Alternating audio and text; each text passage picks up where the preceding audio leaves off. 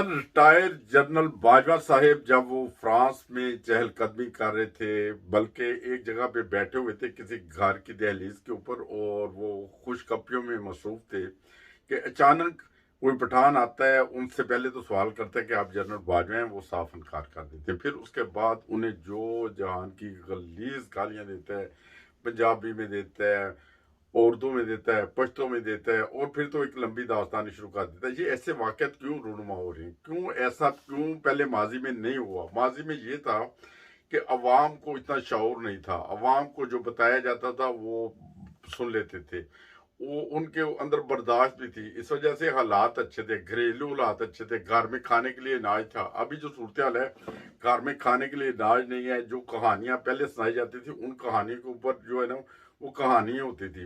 वो देखते हैं क्या अच्छा हो रहा है, क्या बुरा हो रहा है, क्या मुल्क के लिए अच्छा और बुरा हो रहा है। और जनरल कमर जावेद ख्वाजा साहब ने जब वो रजीम चेंज हुआ, तो उस वक्त वो उन्होंने बहुत सारे ऐसे बयान दिए थे कि हम न्यूट्रल हैं, हमारा कोई ताल्लुक नहीं। कभी वो अपना बहुत ज़्यादा हाथ से बढ़ के ताल्लुक भी जाहिर करते हैं। ये सारी सूरत हाल जो है हर एक बच्चे को भी समझ आती है, और जो जवान है उन्हें भी समझ आती है। और इसी तरह कुछ लोग होते हैं वो खामोश रहते हैं, कुछ बोल देते हैं। और ये जो आज जो पठान का जो वाक़या हुआ है, उसने भी शदीद तरह से एक समझ लो, एक किस्म की समझ लो कि मजम्मत की है। और मजम्मत भी इंतहा से बढ़ के थी, उसमें गलीज गालियां भी इस्तेमाल की गई थी। गालियां तो नहीं देनी चाहिए, मगर फिर भी ये सूरत हाल पैदा इस वजह से हुई है। वो रजीम चेंज में जो बाजवा साहब बार बार ये इजहार करते रहे, हमारा कोई ताल्लुक नहीं है, हम न्यूट्रल हैं, हम ये हैं, हम वो हैं। सुन लिया, लोगों ने सब कुछ सुन लिया, मगर उसका अमली नमूना तो जाहिर होना चाहिए। दूसरी तरफ बाजवा साहब अगले दिन आके बयान दे देते हैं। उस वजह से अवाम में गम गुस्सा पाया जाता है। हर अवाम जो है, जो जो भी है पाकिस्तान की अवाम है, बेशक ओवरसीज पाकिस्तानी हो या पाकिस्तानी, वो सारा कुछ समझते हैं। ऐसी चीज़ों से देखें, परहेज करनी चाहिए। मुल्क को नुकसान अगर वो पहुंचा है, जैसे बाजवा साहब के ऊपर एलिगेशन भी लगते रहे हैं कि 14 अरब या 1400 अरब है, पता नहीं कितने, वो मस्जिद अभी अमाउंट भी बोल की है।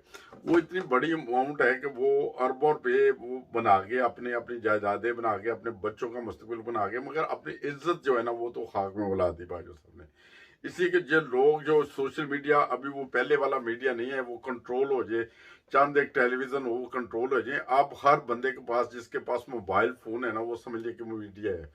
तो उस वजह से बेहतर वैसे काम करें जिससे आपका नाम रोशन हो, आपके बच्चों का नाम रोशन हो।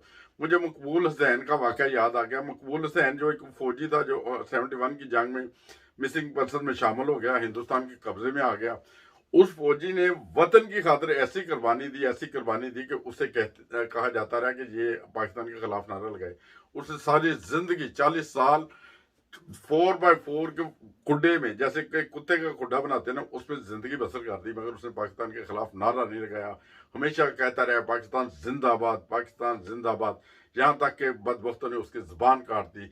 फिर 40 साल के बाद वो पाकिस्तान में आया था। फौज के साथ लोग ऐसे मोहब्बत करते हैं, फौजी कुर्बानियां भी देते हैं, मगर खुदारा ऐसे काम ना करें जिससे इंसानों के यानी अवाम के दिलों में नफरत पैदा हो। और उसी नफरत का इजहार भी लोग ऐसे कर रहे हैं, आजकल कर रहे हैं। मैंने पहले कभी नहीं जिंदगी में सुना था कि किसी आम फौजी को भी कोई पाकिस्तानी उठ के खड़ा हो जाए और इस तरह के कलमात से नवाजे, यानी गाली गलोच करे।